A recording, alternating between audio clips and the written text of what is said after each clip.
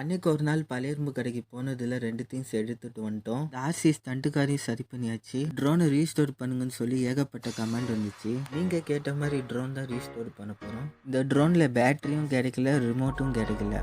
என்கிட்ட இருக்கிற drone battery போட்டு செக் பண்ணி ஆன் பண்ணி பார்த்தா ஒர்க் ஆகலை.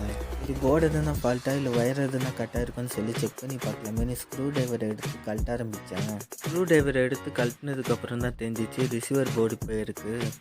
ரிசீவர் போர்டு எல்லாத்தையும் கழட்டிட்டு அதுக்கப்புறம் அதில் கனெக்ட் பண்ணியிருக்கிற ஒயர் எல்லாத்தையும் கட் பண்ணி விட்டுட்டு அதுக்கப்புறம் அந்த ட்ரோனை வந்து அக்கு வேறு ஆணி வேறு கழட்டிட்டு அதுக்கப்புறம் அந்த கேமராவோட போர்ட் கனெக்ஷனை கழட்டிட்டு அந்த கேமராவோட போர்ட் கனெக்ஷனை கழட்டி பார்த்தா கேமரா கனெக்ஷன் கரெக்டாக இருக்குது. அதுக்கப்புறம் புது ட்ரோன் ரிசீவர் போர்டு, அதுக்கப்புறம் புது ட்ரோன் ப்ரொப்பலர் ஆர்மெல்லாம் ஃபிக்ஸ் பண்ண போகிறோம். அதுக்கப்புறம் அந்த ரிசீவர் போர்டில் இருக்கிற அந்த எல்இடி ப்ளஸ் அண்ட் மைனஸ் வந்து கரெக்டாக சால்டரிங் பண்ணி எடுத்துக்கிட்டோம். அதுக்கப்புறம் புது ரிசீவர் போர்டை வந்து அதில் ஃபிக்ஸ் பண்ணி ஸ்க்ரூ வச்சு டைட் பண்ணிக்கிட்டோம்.